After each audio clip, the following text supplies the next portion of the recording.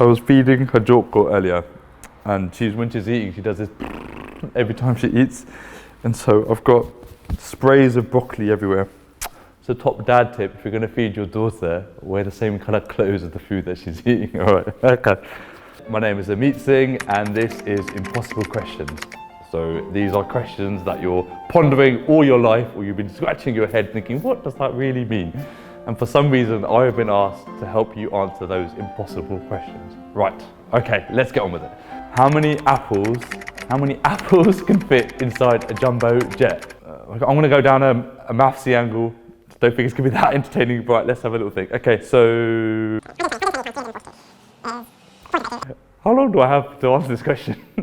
50,000 is the volume. So what was the last 50,000? 64 times 50,000 is, oh my good, that is, I can get my calculator. 3.2 million apples fit inside the plane. Was that entertaining at all? I don't know. Okay, fine. Okay, question number 2, an hour later. Write the opening line to a theme tune about your life. This is a story all about how my life got turned upside down. I'd like to take a minute, sit on your throne like a king. Let me tell you how I became the son of Gurdwara Singh. Mic drop.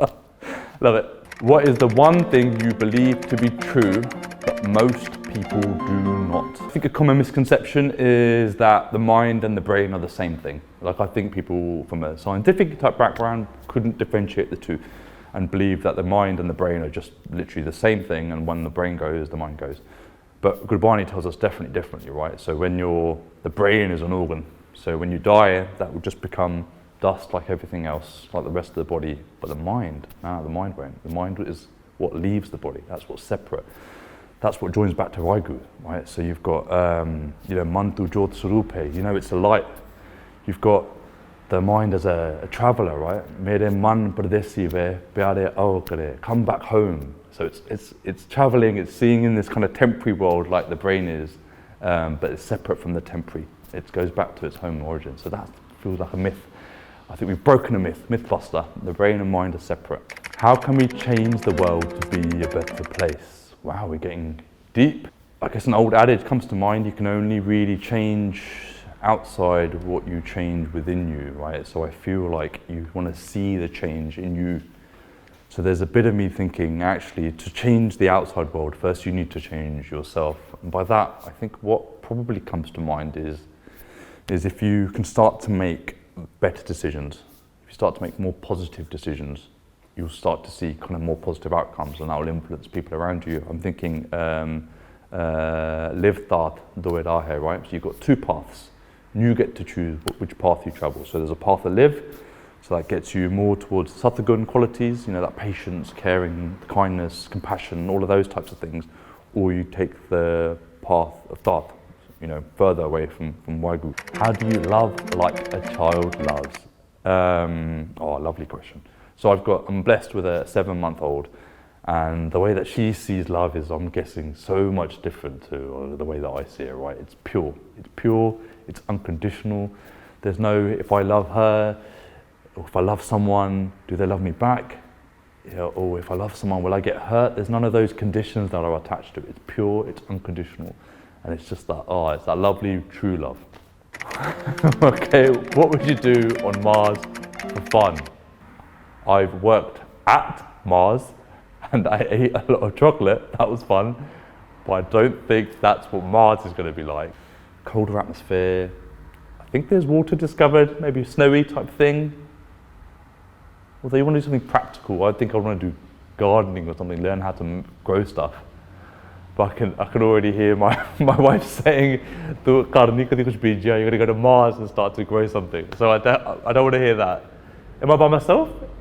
Why have I ended up on Mars by myself completely? Oh no, I've got companions. I would not be ending up randomly on Mars by myself. All right, so skiing, we're going to bobsleigh. We're going to bobsleigh for fun on Mars. Okay, next question. Name 3 things that can help bring peace inside. Oh, obviously start to think of the triple S, right? The Simon, Seva and Sangha. The combination of those three will most definitely start to bring much more peace inside.